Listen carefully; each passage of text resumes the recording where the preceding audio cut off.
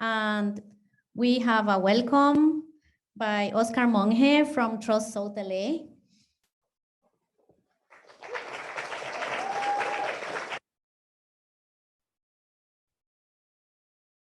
To make this a little, can folks hear me? Okay, cool. That way I don't get to move it. So welcome everyone to the 2022 California Community Interest Network Conference. I'm Oscar Monge, and I'm also with the board of the California Community Interest Network. I'm also an associate director with Trust LA, as Lydia mentioned earlier. We're so excited to have you here today, and I'll just read some of the instructions for the rest of the day today. In a moment, we will be doing some learning together about the community interest landscape and opportunities for cross-sector collaboration. At 2:20, add another 30 minutes, because we're a little late. So at around 2:50, we'll take a 10-minute break before coming back to this room for a scan of innovative CLT projects from across the state. After that, we'll walk together to the Terasaki Budokan, which is about a 10-minute walk from here, for our reception. We'll end our night over there at the reception, and the California CLT Network members will meet back here in the morning to do a day of learning and strategizing. Please note that Spanish versions of the slides you're about to see are available on the WOBA app, and interpretation is available to those in the audience and online for logging into the Zoom, for those that are logged in the Zoom live stream, by activating the interpretation feature and selecting Spanish. In light of recent events, before we get started, we also wanted to acknowledge the hurtful, racist, and anti-LGBTQ sentiments that have come to light in recordings by powerful individuals in the city of LA, including LA City Council member Nuria Martinez, who has already resigned, Kevin De Leon, Gil Cedillo, and the recent LA County Federation President, Ron Herrera. We're disgusted and outraged. Oh, I said Cedillo. I have to. We're disgusted and outraged at the blatant anti-Black, anti-Indigenous, homophobic, and divisive comments, learning about what some of our government officials think about their constituents, their colleagues, and the residents of this city has shaken us deeply, but also reaffirms the need for active anti-racism and inclusivity in all of our work. We believe that it is critical that these political leaders resign from their positions and that the city rectify the harms done by past policies that have been rooted in anti-Black, anti-Indigenous, and other divisive attitudes. They have abused their power to further oppress civilians in the city of LA, and their policies and actions have resulted in more harm to people such as renters, houseless folks, especially Black individuals and Black families. That aside, we cannot allow this divisiveness to further divide us as a community. For years, divide and conquer has been a tactic wielded by those in power to uphold the status quo and keep us from working together to repair the harm that has been done in our communities by racist policies. And now more than ever, we must work in solidarity with Black, Indigenous, and LGBTQ communities to create new systems and a better future for Los Angeles and California. So thank you, thank you for that time. I'm going to hand this off to my fellow board member. Oh, before I hand it off to Eddie, we want to see who's in this room today. And so I'm gonna ask folks that are affiliated with the community land trust to please raise their hand. Okay, how about philanthropic organizations? So, okay, here's the other one. How about government officials, folks that work for government? Okay, I think for this, I'm gonna see everyone's hand. How about people here that are supporting the community land trust movement in California? Okay. Okay, thank you. Passing it off to Eddie.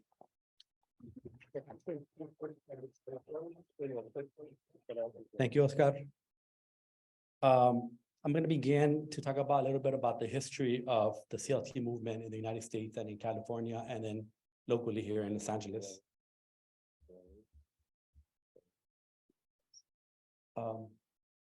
Is that the size? Yeah.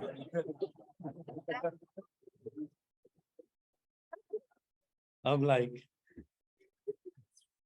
No, yeah, that's the side. okay, that's the size. People online won't be able to see. Perfect. See you. So Thank you. They want to see your face. Beautiful face. So the CLT model and the thinking of it really came out of the indigenous lifestyle, their culture, their way of life. But in the United States, it really kind of took off in terms of form of practice in the 1960s in Georgia by civil rights, African-American communities coming together and really from a farm economic development project that was talking about the reclamation of their land and their labor.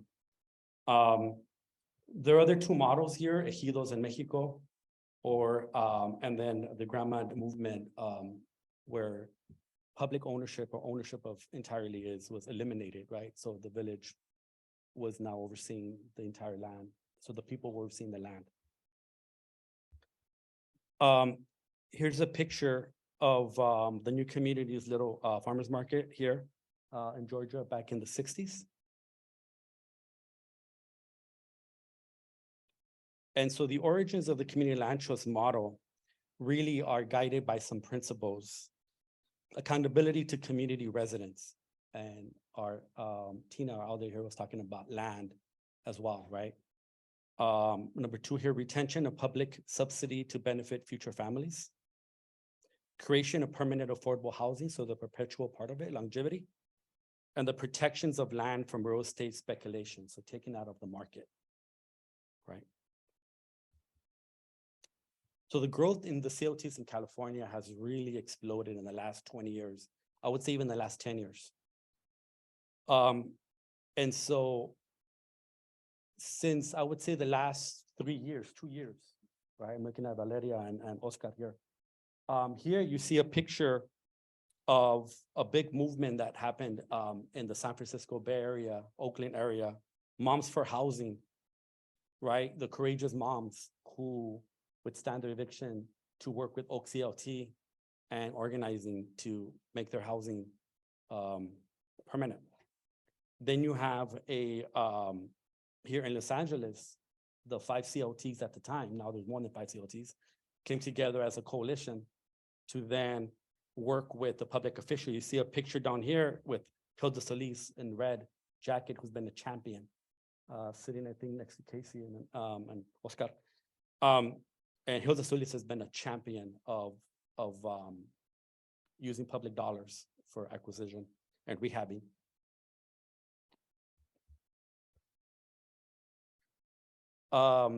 There are over 30 community land trusts that are recognized in California, and that's growing. That number is going to increase. In 22 counties in California, 1,600 housing units and 3,500 residents. That's amazing. But we need more, right? Here are some beautiful properties that have been obtained recently. I'm not familiar with all of them. I know this is a Simmons building, the one in the corner here, in East LA, in the incorporated part of East LA with Hilda Solis's region. This is stewarded by the Fideicomiso of Los Angeles.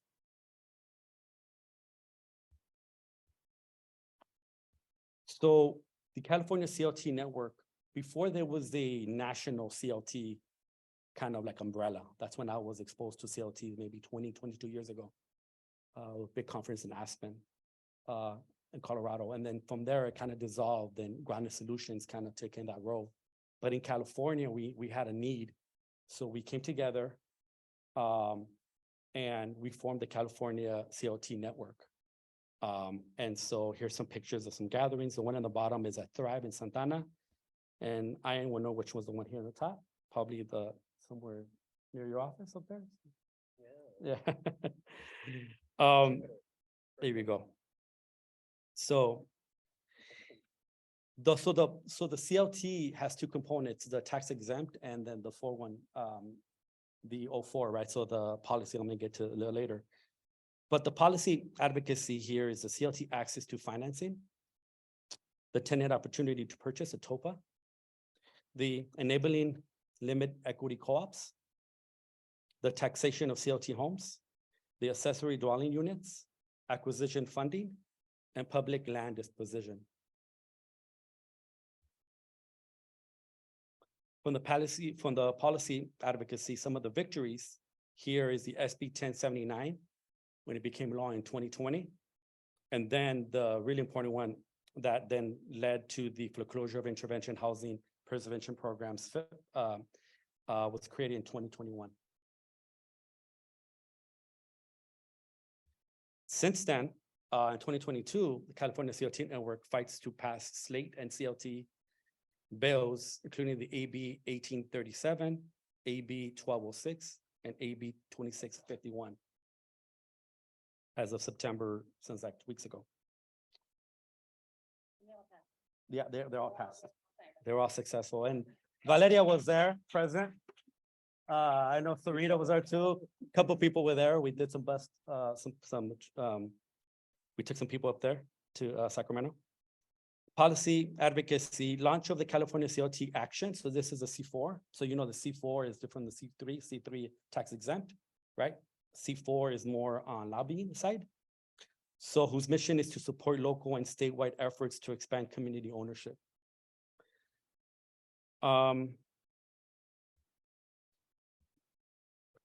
So the California CLT network has hosted an array of academies, very, very important academies via Zoom because of the pandemic. So people were gathering and learning through teachings. Some of them listed here, the housing elements advocacy teaching, the introducing the CLT model, ground lease for housing cooperatives, the engaging tenants about homeownership and conversation. That was really important to here in LA County because we had just obtained 5 buildings with public dollars. And so I think one of them they saw today. I think one of the 3 they saw today is one of them. The California CLT network, new projects and next steps. So really it's strengthening the CLTs. We have resources to support the new real estate technical assistance for programs. That's the very first step. The TA assistance to really provide the capacity building for the CLT staff and the board, the working board to establish the CLTs. Developing template legal documents, extremely important. We have a lawyer that works with us to then support the CLTs. Your bylaws and the acquisition. So the advocating for the new CLT subsidy sources.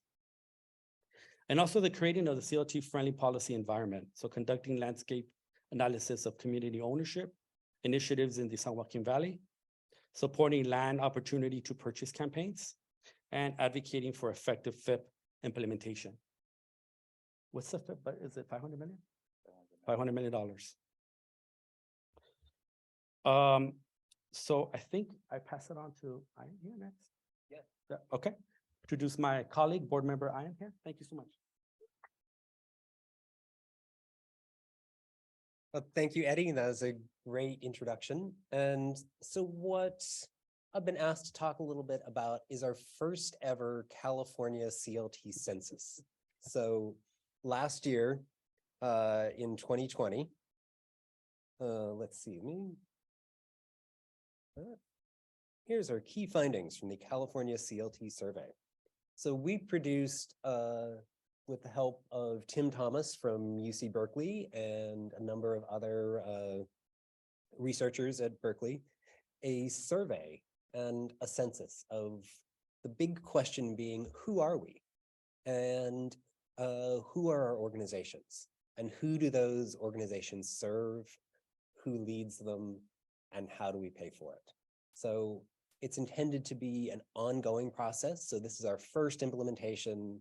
It was definitely a challenge to do during COVID, to conduct individual surveys in many, many different languages.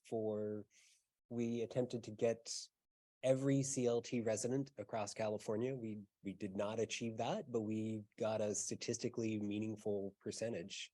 And we got results from, I think, every member organization in the network at that time. So to walk you through some of the insights that we got from that. And it's also available online as a PDF, and there's all sorts of really wonderful data. So if you're a data geek, there's all sorts of things to dig into. So again, special thanks to Saki Bailey who's one of our board members, she and I sort of led the survey project on the board side, as well as Jen Collins and Leslie Eza, both of who are here. And then our team at UC Berkeley, Tim Thomas, Mona Alabadi, and Hannah Phelan were instrumental in the actually carrying out the survey and designing it and making it work. And it was supported by our friends at Chan Zuckerberg. So some of the key findings.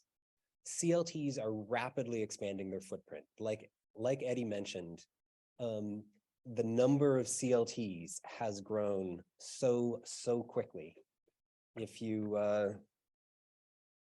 see here, our little hockey stick graph, in 1973, that's the organization I work for, NCLT, N equals 1. We get to mid 1990, N equals 2. We get to 2000, N equals 3. 2001, N equals 4. Okay, we're now somewhere in here is where we had our first sort of informal conference in Point Reyes, where we all had gotten a settlement from something and we went and hung out and griped and schemed. We move up to 2010, suddenly we're at 15. That's a radical transformation of a movement. We move forward to 2015 or to 2020, and we're at almost 30. And since 2020, I'm betting we're up off there have been so many new organizations created in the last 2 years. I know that we're up off the end of this hockey stick, at least on this graph, which is wonderful. Other key findings, CLTs really do primarily serve low income and POC populations and families.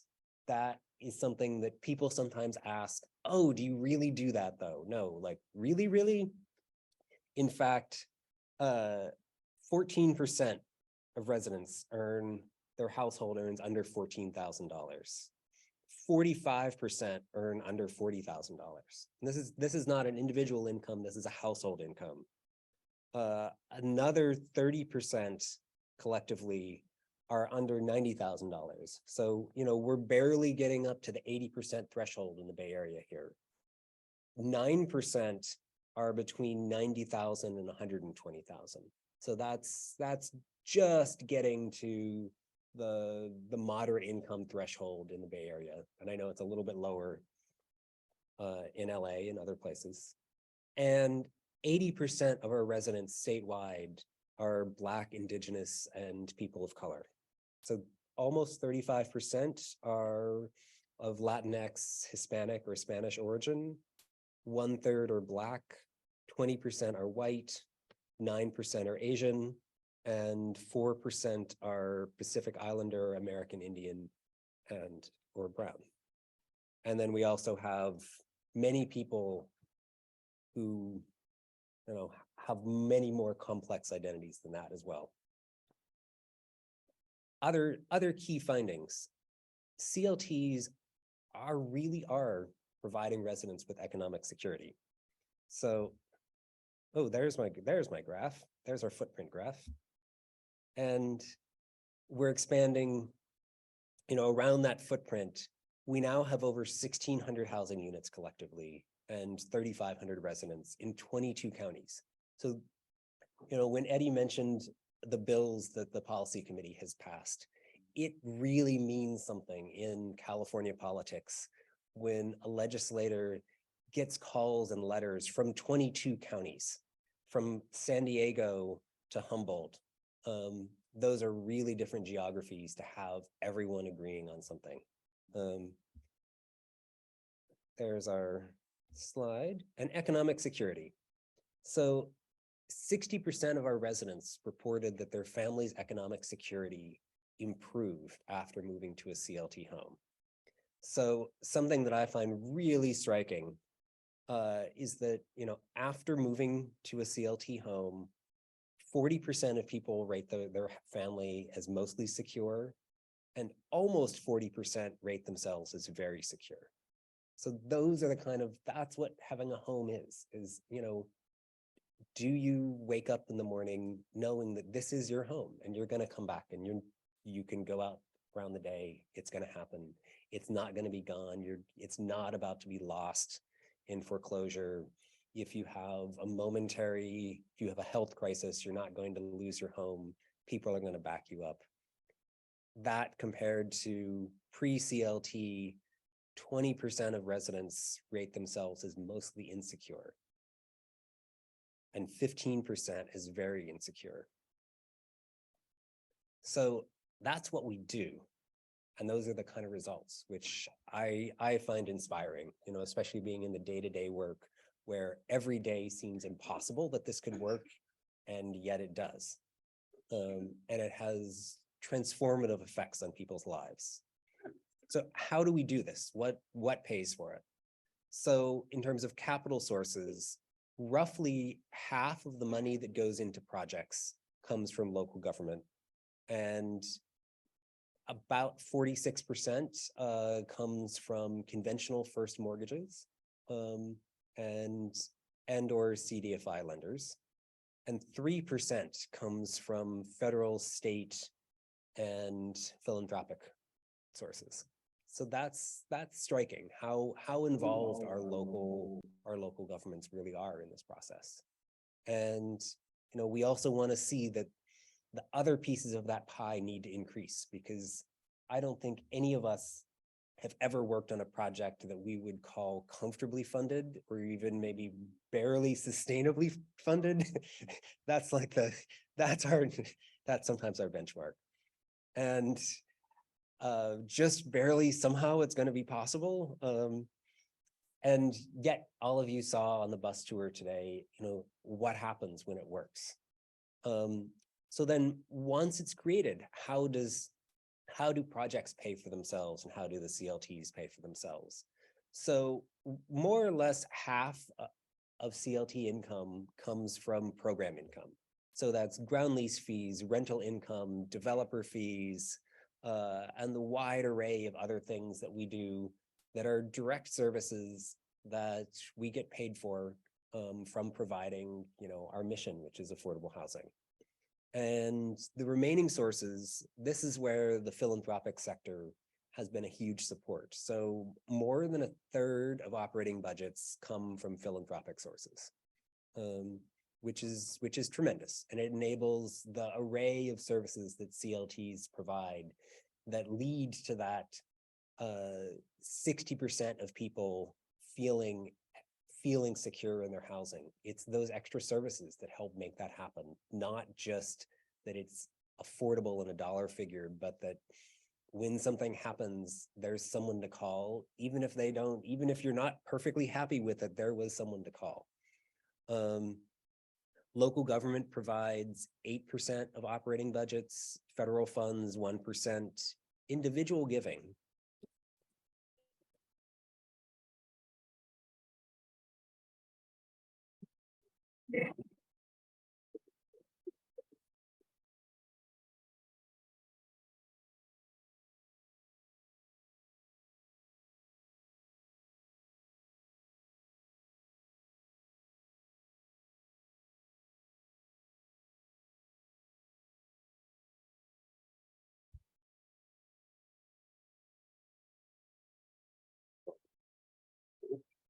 Hold on.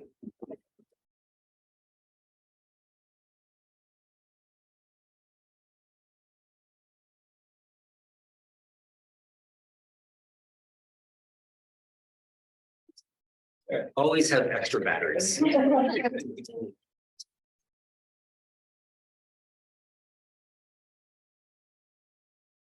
Okay. How is that? Great. That's a much better sound.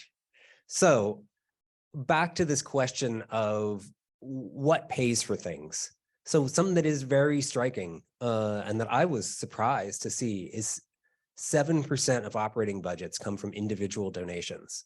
You know, when you think about it, we have modest operating budgets, but they are so meaningful, and that is so heartening to see that number. And yeah, so that's our grab bag of sources: individual donations, corporate giving, the philanthropic sector, local government, federal funds.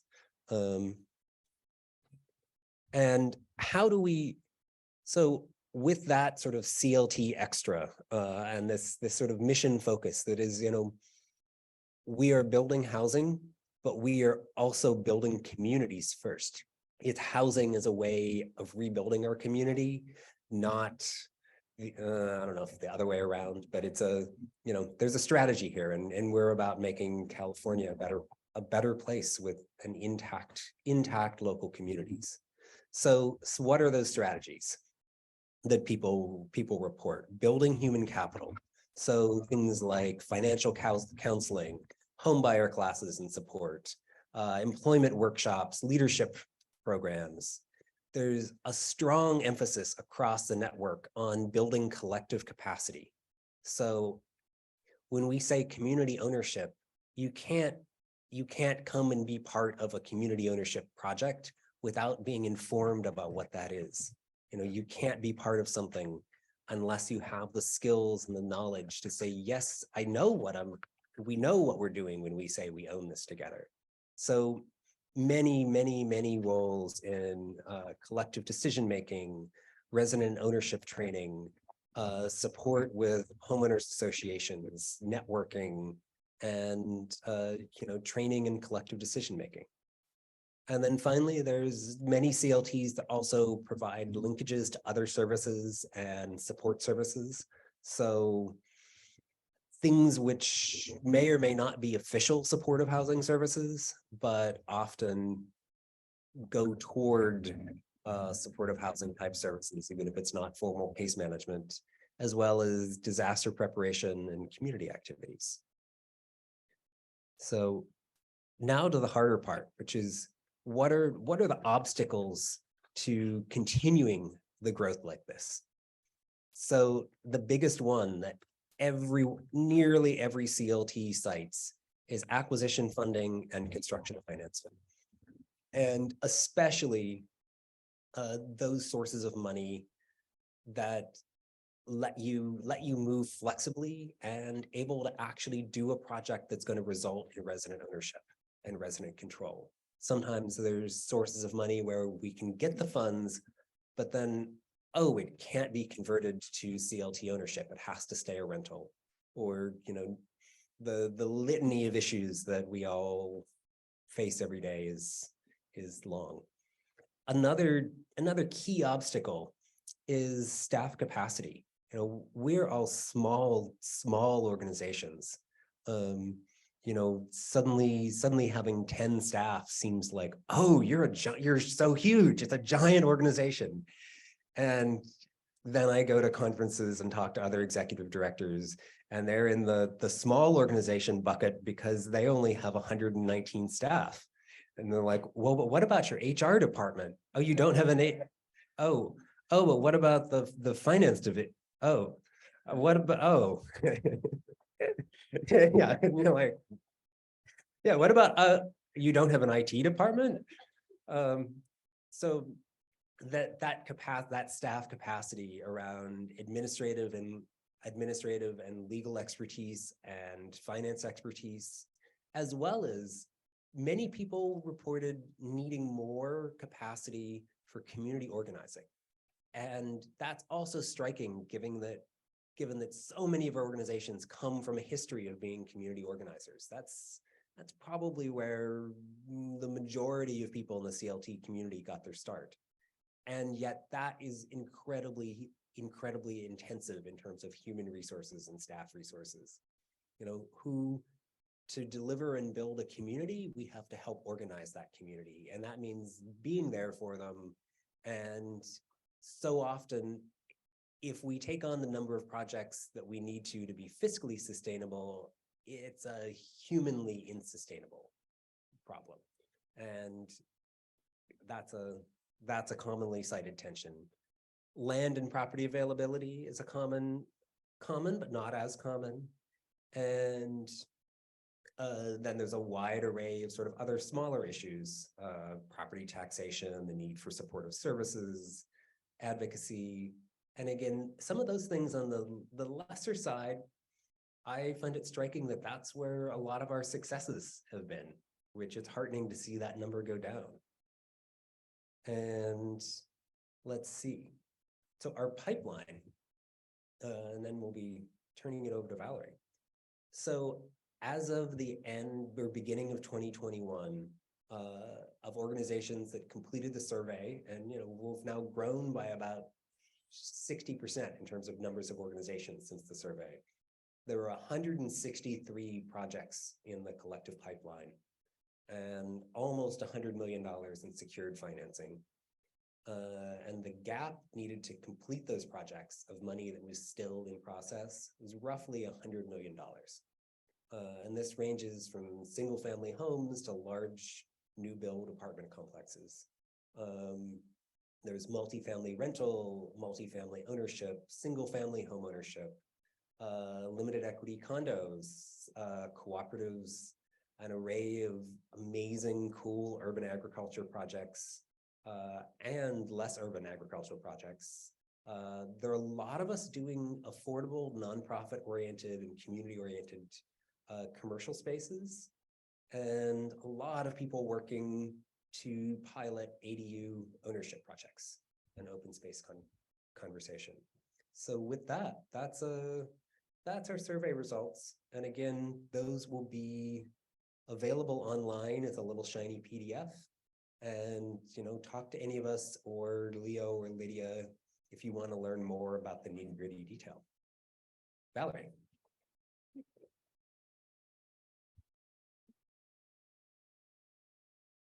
Wow, there really is a lot to talk about in such short amount of time. So this next section is about opportunities for partnership. And so my hope is to really set the tone for conversations that are going to emerge shortly after we go through these slides. Everyone here in this room is an expert in this idea of partnership. And what we've learned and what I feel like I got as a reminder earlier today is the concept of interdependence. We have big dreams and visions for what we have strong values, big dreams and visions. And in order to see those through, it requires every single one of you to actively participate. And it requires us multiplying who's in this room. And it requires us to continue that work further. So I'm going to just show you a few examples of that. Partnerships. So California CLTs are seeking partnerships constantly. It is not just the 2 team staff members, the CLTs that have 2 staff members. They're going to conquer it all. They're going to do it all. We really require there to be folks who are toe-to-toe and in partnership for acquisition and for the construction. We really need the operating support. So you can think of this almost as an outline. The advocacy partners, all of that is crucial. Being able to secure the land. It's more than those small teams that we described earlier. And development partnerships, those teams, architects, engineers, lawyers, it takes so many different people to be involved in the process. So starting off with operating support, some of the things that I want to touch on is, there's certain groups or certain people in this room who may turn their ears off a bit when we start to talk about some of these items. And operating support, there's a role for every one of the groups, whether you're a foundation leader, a CDFI leader, an advocacy organization, an organizer, base building, a government official. There is a role for you to play in how you're growing operating support. It's not just us as the stewards of the projects in perpetuity. You've heard time and time again, we have small staff. And that stewardship, one of the really important concepts to continue to unfold is that it's not just tending to the buildings. It's not just tending to the property. It is about tending to the type of community that we want. And each project has a different culture and community and way that it wants to interact in the world, whether it's with with all of the residents that live in that multifamily building or property, or if it's a single family home. It has its culture. It has people that need to be stewarded in that process and need to be held. And that is what the partnership with the CLT is. And that partnership should expand beyond that.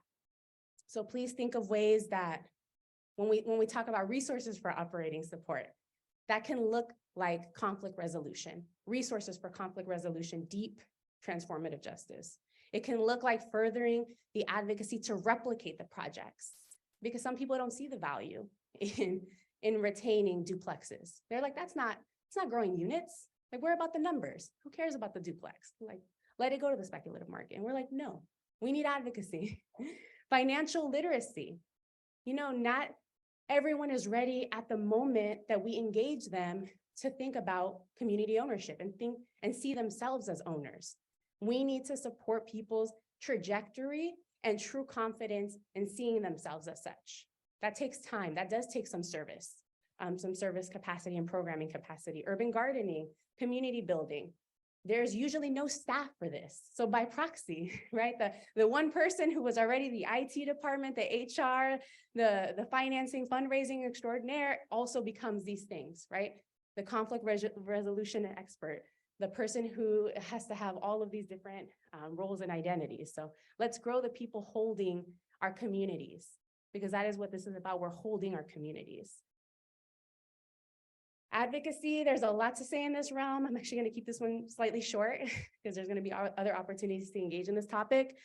But I do want to shout out and really point to an example that, so I'm from Richmond Lands, if you all haven't met me already. So I'm out in Contra Costa County in the Bay, but I'm drawing inspiration and I'm encouraging every single person in this room, regardless of your role, to pay attention to what's happening with the United to House LA as a prime example of how everyone should be showing up for advocacy, regardless of your 9 to 5. So opportunities are there. That's a proof point. We can talk about that more later, because I don't have that much time. And also, I didn't have eyes on the translator. So for language justice, anyone in the audience can tell me to slow down, because I tend to talk fast because I know I'm trying to get us back on time. All right. On the land front. So wanting to really name, there's actually a lot of great resources that the network has come out with. Another one that you can look into is the CLTs as stewardship of public land. There has been an abundance of conversations around strategies for public land. We saw those proofs of concept today, and we will need to continue to further the tent of people that believe that CLTs have a role to play in securing public lands and the opportunities of what that land can become. Because many people don't believe that we in this room can do it. And if you all are here, you all are our supporters, you all are our champions, you need to be saying, yes, they can, and communities can. And communities have expertise and can do this. On the development partner side, CLTs from LA to Tahoe to Marin are pioneering the different kinds of development partnership relationships that can happen. Sometimes we get fearful of what is it going to mean to engage a developer? A lot of our communities have uncomfortable relationships with that word, developer. Are we the developer? Do we trust developers? What are developers' intentions? And what is important to note is there are opportunities to think beyond our fears about what partnerships can look like. I'm not saying every partnership is a good partnership with a developer, but there are some possibilities. So we should talk about that as well. Technical expertise. Whew, I hear this term all of the time. And I also want to say, because I think we went back and forth around, should this slide say technical expertise and capacity building? What are the distinctions? We throw them around. Are they interchangeable? Are they not? I do want to say all of the supports needed from our broader community here is about capacity building, because that is about deeply continuing our ability to do this work in perpetuity, which is a part of our missions and visions. On the technical assistance side, every project is unique. It's a puzzle. It comes with its unique challenges, whether it's a land use challenge, whether it's a encumbrance on the title challenge, whether it's what flavor of a lawyer do I need to talk to give me this answer of what direction to go in. And that we need to be able to access those folks when we need them. It's like, and that's going to grow over time, our wisdom and our capacity, but we need to be able to deploy or have people willing to deploy those resources and services when needed. So many different roles, foundations, CDFIs, advocacy organizing groups, government can play in building the bench of who those folks are and vetting them, making sure their values align. So with that, I will pass it over to Lydia to transition us into conversations with each other. Thank you.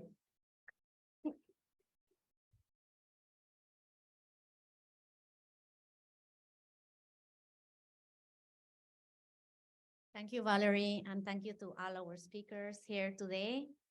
I also want to acknowledge our sponsors again. Part of the technical assistance that we are providing our network members since July is a TA pilot program, also sponsored by the Chan Zuckerberg Initiative. And through that grant, we're able to provide real estate technical assistance one-on-one to our CLT network members who are often experiencing challenges with their acquisition, feasibility studies, and other areas during their early projects.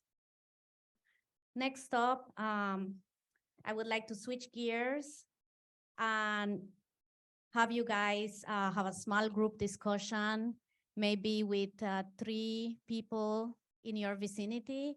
I know the layout of this room doesn't lend itself very well for that, but please try your best. And we have some questions that are prompts for this segment. What brings you to the conference this week? Are you currently working with CLTs? And if so, how? What are obstacles to you or your organization partnering with or supporting CLTs in your area? And finally, are there any steps that would need to be taken or any questions answered for you or your organization to more closely collaborate with community land trusts? So just huddle together as best you can with 2-3 people near you to discuss these questions. And when we come back from that in 10 minutes, we will have a Q&A with our speakers. Thank you.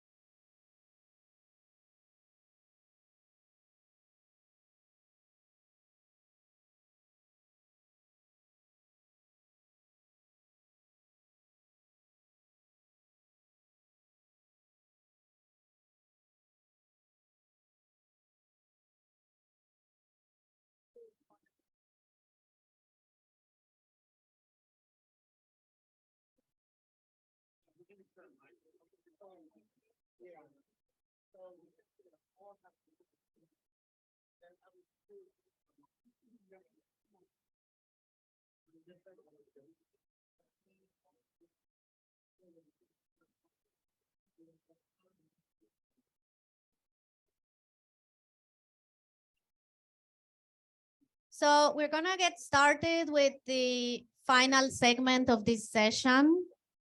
So if you want to wrap it up and head back to your seats, please.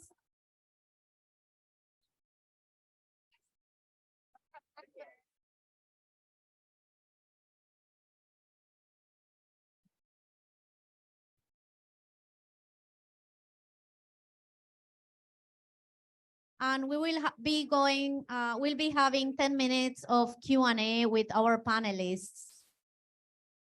We have two event staff with mics who will be going to the audience. Just raise your hand if you have any question for our panelists.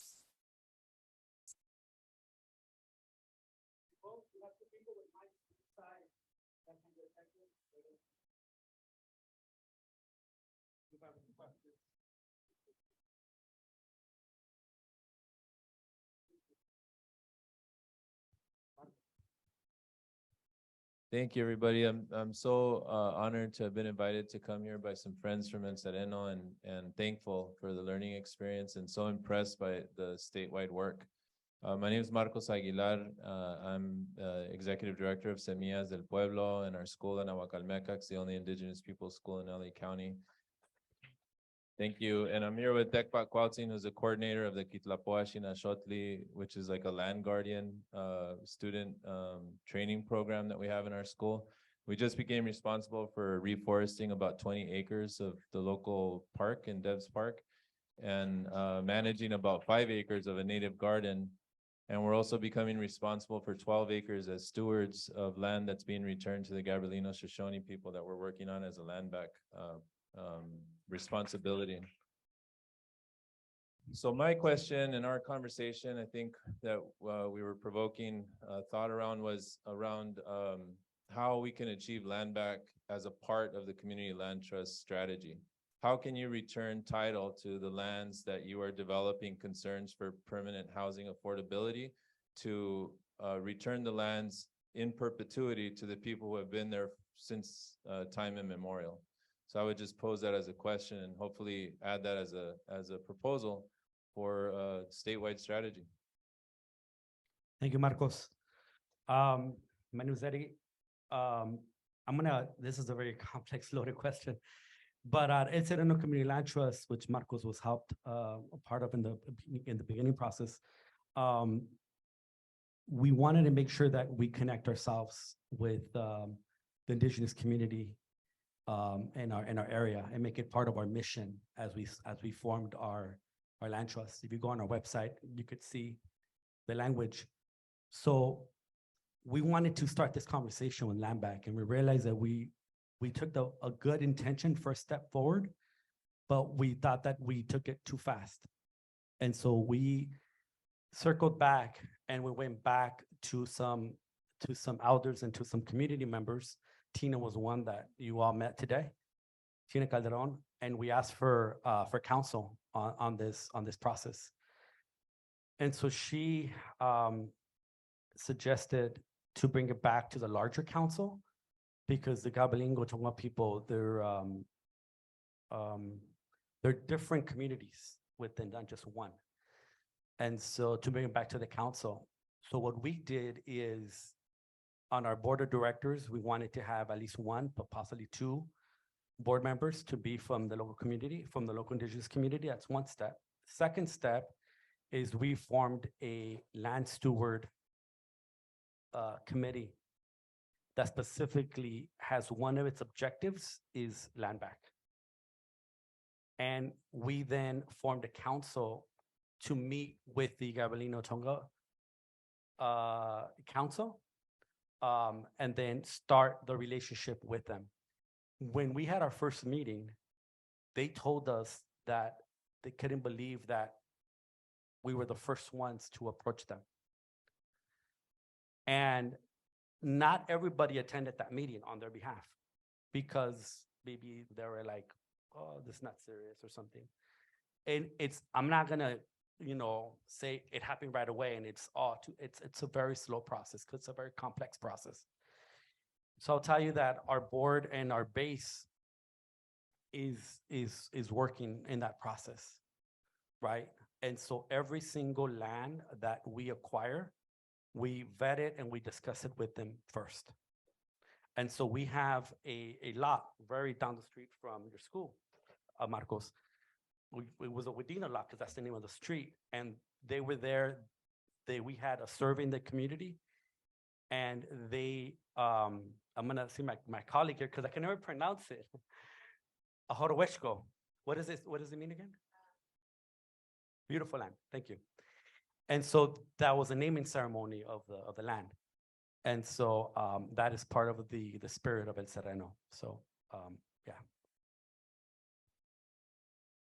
Can I add on to the question? Because it's a really important one.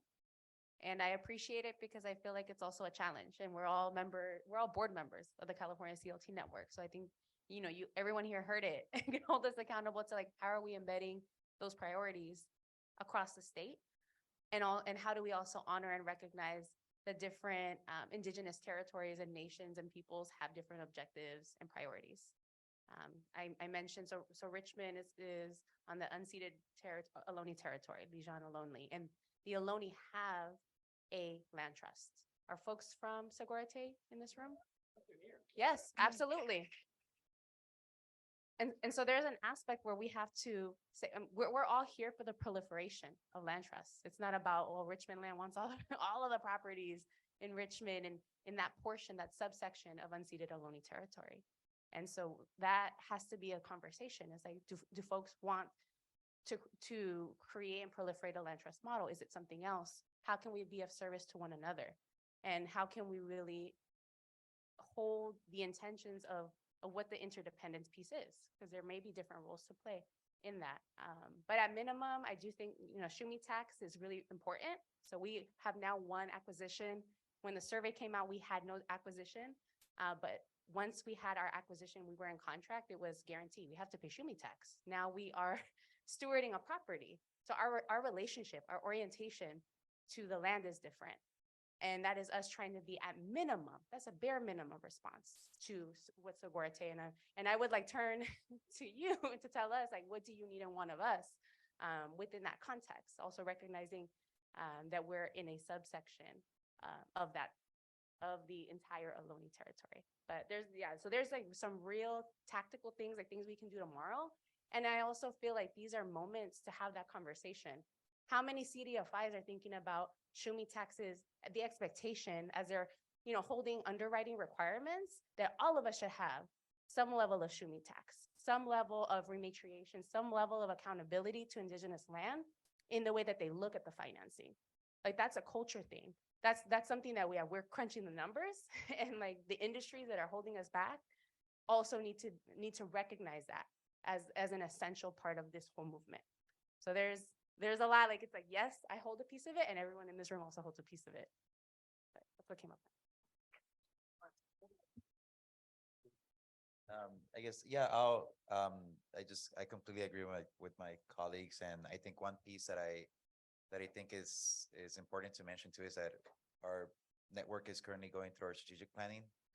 And tomorrow we're going to be discussing values, and we're hoping that more of these conversations happen together with other CLT members of the network.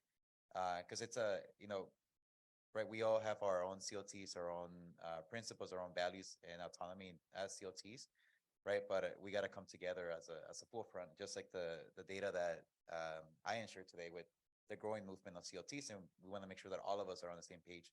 So tomorrow, I'm hoping that within our membership, we're going to get into those values conversations as well, or as part of the values.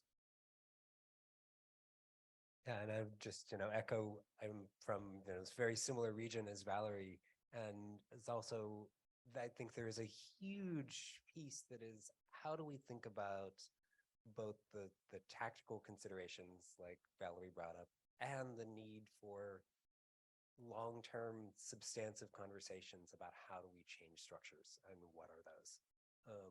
And, something our board at NCLT has been talking about, as also struck by El Sereno's discussion of like, okay, how do we have an ongoing partnership with Segurate in terms of a project, but how do we bring those governance relationships in?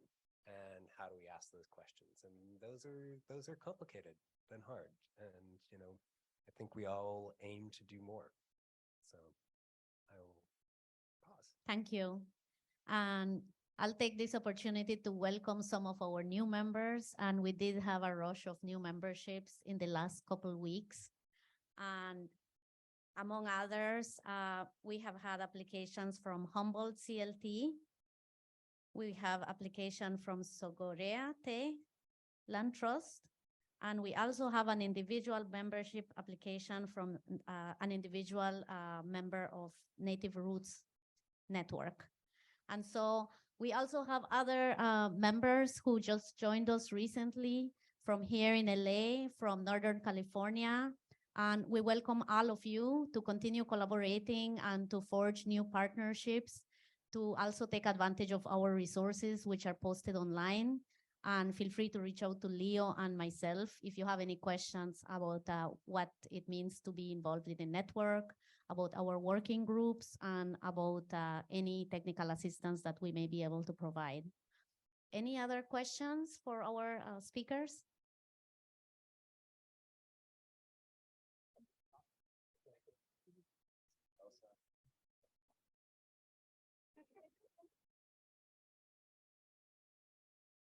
Hi, Elsa Tong from Long Beach, unceded Tongva land.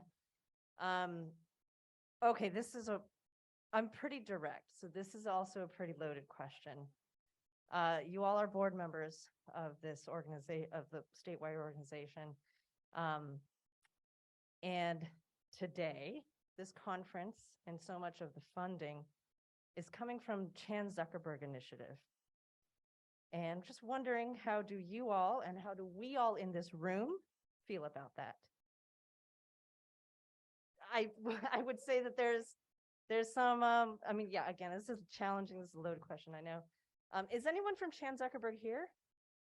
Hi. So We have Amaya, Kevin, and, okay, sorry, I can't see this blurry with the vision here. yeah, anyways, there's the underlying stuff of how the foundation has earned its money can be seen as problematic. So it is a loaded question. Maybe my answer will not be too satisfactory, but I'm gonna address it as best as I can. So we as a network, when we were formed, reached out to an array of funders. Chan Zuckerberg was the one that originally, when Ian was the president, he's now the VP, we got funding to do a conference in 2019 to get the CLTs together. That was a relationship with them. One of the agreements, you would say, the relationship with Chan Zuckerberg is they respect our autonomy as an organization, not just on the statewide, but here in LAC, in the coalition with the 5 CLTs, there's other here in LA, but there's 5 CLTs that funded many array of projects that I felt that are very progressive, like a wellness initiative where healing of our staff, they get so burned out is one. Another is our strategic plan went to them and saying, hey, Iconico, they do great work, but they're not cheap. Can you help? And so there was so much different relationships, but at the very end, they don't dictate like other funders, in my experience, who dictate and now define your identity and push you in a certain. Chan Zuckerberg has not done that, and they respect our autonomy as an organization. Yes, we have to align to their mission and housing, justice and whatnot. But that's one thing that I have to take home. That one of my great mentors in this world in nonprofit management, I teach a class at Ally Trade Tech. Students asked me this question, right? And they said, there's an array of foundations, and you have to look at them and see which ones align the best with you in some ways. You may not always gonna agree with all their principles and everything, but at the very end, we work very together to vet the foundations that we're gonna work with. And I can tell you that we have a great relationship with Chan Zuckerberg, and we appreciate that relationship. Thank you. Oh, my goodness.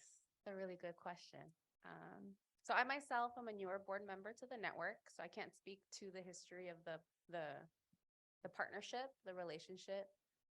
One of the pieces, so this is a piece of wisdom from just another nonprofit leader, a Black woman in Richmond, that that stuck with me.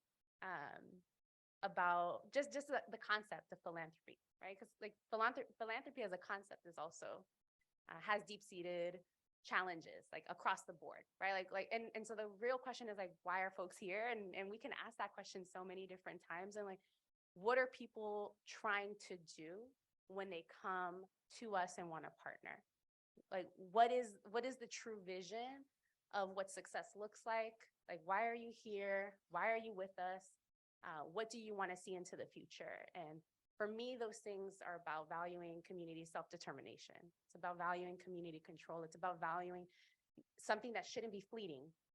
There's a lot of things in the nonprofit sector that should go away, but the whole idea of the work that we're doing is we have to create something that will last. And I think that it's important to test everyone, right? And sometimes you don't know what people's true intentions are. I'm just speaking broadly about like in philanthropy. And it's really important to see who is willing to give the space needed when space is needed, who's willing to throw down and be out in the streets if that's what's needed, who's willing to, not create stringent requirements around grant reporting, like what is needed and who's willing to answer that call. Because I grapple with a lot of contradictions in my own life, in this world. We are working towards creating a future that does not exist now. And the way to do that is to be in healthy struggle. I love your question.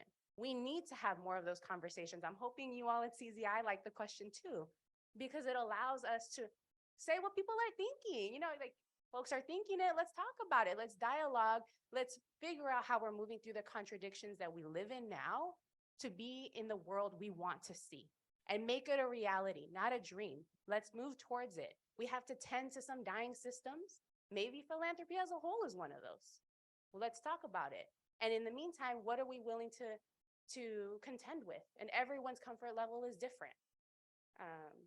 Yeah, there's some things. I don't know.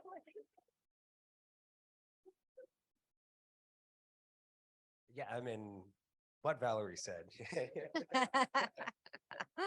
No, but, like expanding that question of, and I came into the land trust world sort of with a very radical activist background and sort of the opinion of there was no clean money. And, well, it turns out that's actually true. Like there isn't. I've yet to find any. I mean, you think about history of like major cultural organizations. The Ford Foundation, you realize that many of like 20th century cultural monuments and major institutions were actually, a Cold War strategy. You go, oh, okay. So I think the question is, how do we engage with that? And how do we keep asking questions? And how do we define and help create like thoughtful and respectful power relationships, and understand that there are power relationships there, that it's not yeah. And dig into that question and look at, how do we create a better system? But we have the tools we have, and we can't get there without grabbing and using everything that we can. And also, where are the lines of the things that, like, I know our organization, like, we won't take oil money. There are some very clear lines of things we won't take, but then we don't create housing, we don't house people, we don't change the world without resources. So, and yeah, Oscar. I completely agree with my colleagues, and I guess I'm remembering some conversations with our program officers, and we do, I guess it's a time to ask, right? There's other funders out here. We're always trying to diversify funding, and that's one of the things, like, right, of like growing our organization, growing our institution. And in the in like, I think it was 18 months, we were able to get commitments from the state to give us, to create a program of $500 million, right? And that's coming from the resources that the Trump Zuckerberg initiative was able to spark with us. So it's like yeah, it's loaded. The question's loaded. But we're able to, we're able to do a lot of great things with the resources and the seed funding to move public sector funds too. And so I'm also thinking about, what were the other positive impacts from the support. Yeah, do you want to add any more points? I would just like to add, thank you to all our supporters, all our champions, and thank you to all our partners who collaborate with us on various projects. And we're kind of out of time for more questions, but please feel free to approach our speakers at the reception, at lunch tomorrow or breakfast if you have other questions for them. And we're gonna have a 5-minute break and then start the next afternoon session.